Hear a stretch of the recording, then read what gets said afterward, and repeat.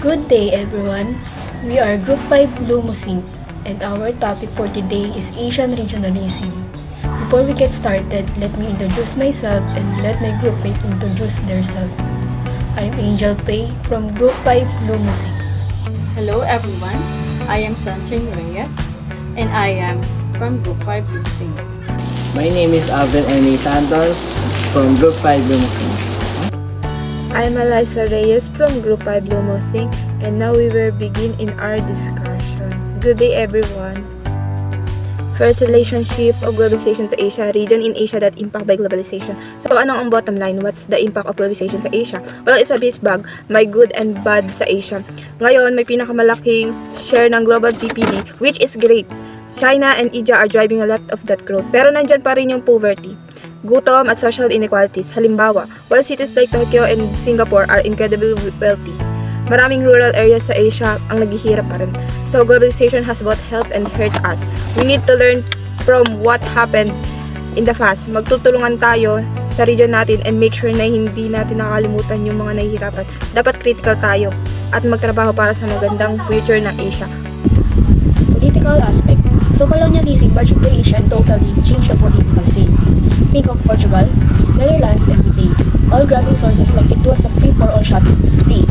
After World War II, Japan had to chill out and let go of its colonies, which helped countries push for their own freedom, kinda like a wake-up call realizing they could fight back. As for the Philippines, our national identity kind of faded, while Japan was still pulling strings in Southeast Asia, like we were losing our own voice. In China, they had a tough time with the West during the Opium War, so they switched to communism, where the government controls the economy to make things fair for everyone.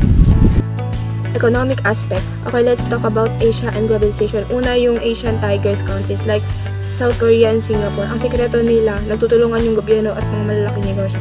For example, the South Korea government heavily supported companies like Samsung and Hyundai. Pero sa ibang parts ng Asia, like in some Southeast Asian countries, yung tulong galing sa IMF at World Bank ay nagre-resulta sa corruption, utang at financial crisis.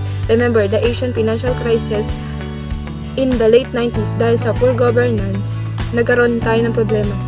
Tapos kahit na economic liberalization nakatulong sa paglago ng ekonomiya, hindi sigurado yung precarious employment. Halimbawa, maraming call center agents ngayon na walang job security.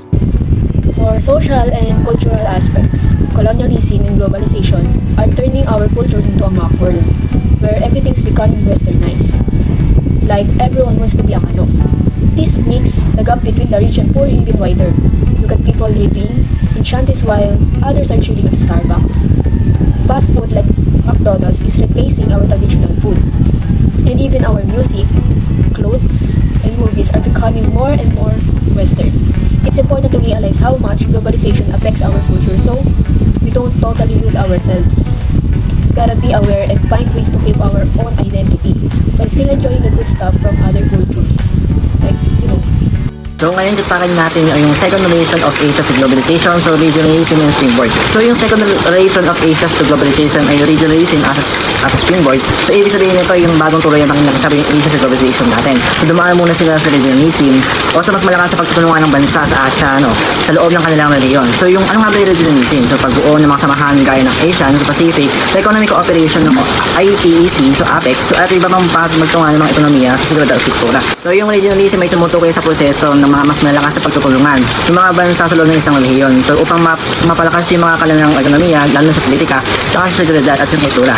Sa Asia, hindi nagiging nagpalagaan ng regionalism dahil sa pag-isipin itong yung pundasyon nila sa bago sila sumali sa mas malawak na globalization. Third, relationship of globalization to Asian. Regionalism, the alternative to globalization. Next, regionalism. Ano ba to? It's like an alternative way to do globalization. Hindi yung puro Western countries ang nagdidikta. Think of it as Asian countries helping each other out. Remember, yung mga proposals noon like the East Asia Economic Caucus or EAEC at yung Asian Monetary Fund or AMF, ang goal nun magtulungan ang mga bansa ng Asia sa ekonomiya nang hindi masyadong involved ang Western countries. Kaso, may mga resistance like no hinarang ng US yung AMF. Imagine, gusto natin magkaroon ng sariling financial safety net pero pinigilan tayo. Pero it shows na gusto natin magkaroon ng mas malakas na regional identity at magtulungan based on mutual respect. For example, ASEAN is a good example of regional cooperation. So, let's talk about the next topic. The third wave of middle class formation in Southeast Asia. The third wave ng middle class formation sa Timog Silangang Asia defined in past improvement of what we call urban middle class. Ang mga bansang tulad ng Malaysia, Thailand, Indonesia at Pilipinas noong kalagitnaan ng 1980s hanggang kalagitnaan ng 1990s. Ito ay humahabol sa mga first waves sa Japan at mga Asian tigers, South Korea, Taiwan, Hong Kong, Singapore. This one makes a fast improvement that happened in 1 or 2 generation lang. May mga iba't ibang uri ng wave at may mga 3 uri ito. At bakit natin tinawag na third wave? First wave, 1980s, 1950s, early to 1970s. State-led industrialization at pabungad ng middle class centered sa Japan, leading to the rise of a new Japanese middle class, Shiraishi 2014. Dito sa Japan, nagsimula yung mabilis na state-led industrialization.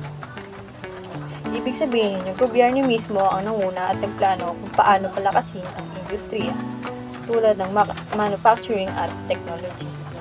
Dahil dito, lumago ang ekonomiya, tumaas ang kita ng mga tao, at unting-unti nabuo ang middle class. Yung mga pamilya na hindi na mahirap, pero hindi rin sobrang mayaman. May kakayahang gumastos para sa edukasyon, bahay, at iba pang pangangailangan. Second wave, 1960s to 1980s. Focus on the Asian tigers, pagpapalawak ng middle class sa South Korea, Taiwan, Hong Kong, at Singapore.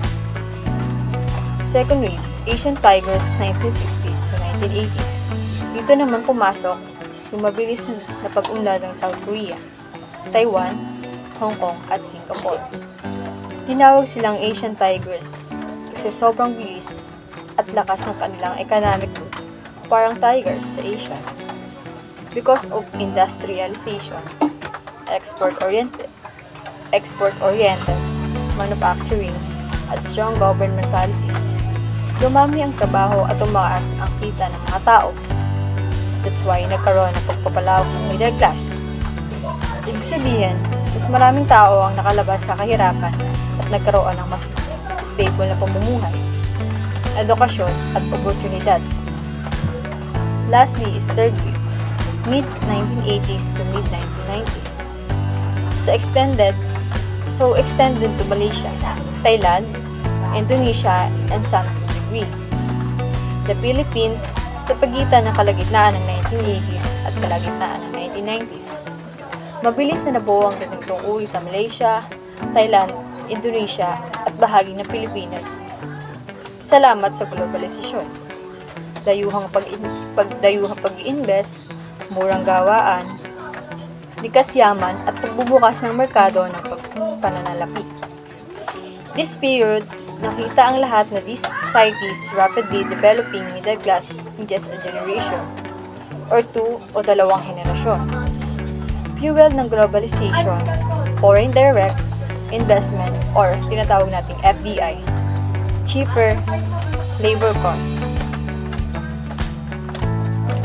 abundant raw materials, and financial liberalization. This classification underscores paano nga ba ang mga Southeast Asia. Middle class formation was regionally based.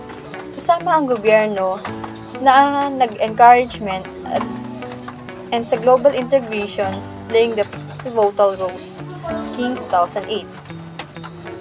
Ang mga parts ng third wave at mga naiambag nito sa atin. Una, growth and expansion of the middle class. Southeast Asia has witnessed a significant rise in its middle-class population over the past few decades. Projections suggest that by 2030, approximately 70% of Asia's population and around 472 million people will attain middle-class income levels, potentially expanding the consumer market to $4 trillion. This growth is fueled by factors such as urbanization, increased access to education, and the proliferation of digital technologies, leading to the higher disposable incomes and diversified consumption patterns. Countries like ng Indonesia, the Philippines, Vietnam, Malaysia, and Thailand are at the forefront of this transformation. For instance, Indonesia is projected to have the fastest growing middle class globally, with an estimated 75.8 million individuals by 2030. This burgeoning middle class is expected to drive demand in sectors like healthcare, education, digital services, and consumer goods. Pangalawa is economic and social drivers. The third wave's rapid economic transformation capitalize on global and regional integration. Yung mga capital inflows, export orientation, and government-led development underpin this growth trajectory. King 2008, ayon kay Shiraishi 2014, the emergence of this class was not morely national, but shaped through the interplay with global markets, U.S. influence, and a shared lifestyle identity across borders, centered around fashion, leisure, and aspirations. Modernization, theory, perspective sa Europe, lumitaw ang gitnang uri bilang isang grupo na nangunguna sa pagtulak ng demokrasya. May natural itong tendensiyang labanan ang otoritarismo upang ipaglaban ang kalayaan at representasyon. On the other hand, sa Timog Silangang Asya, ang gitnang uri ay umusbong sa ilalim ng isang state-centric capitalism. Ibig sabihin, malakas ang papel ng pamahalaan sa paglikha ng ganitong klase ng lipunan. Because of this, ang middle class sa rehiyong ito ay kadalasang nauugnay sa estado, sumusuporta o sumusunod sa kapangyarihang pampamahalaan at hindi agad-agad humihiling ng demokrasya, unlike na European. Middle class na kadalasang may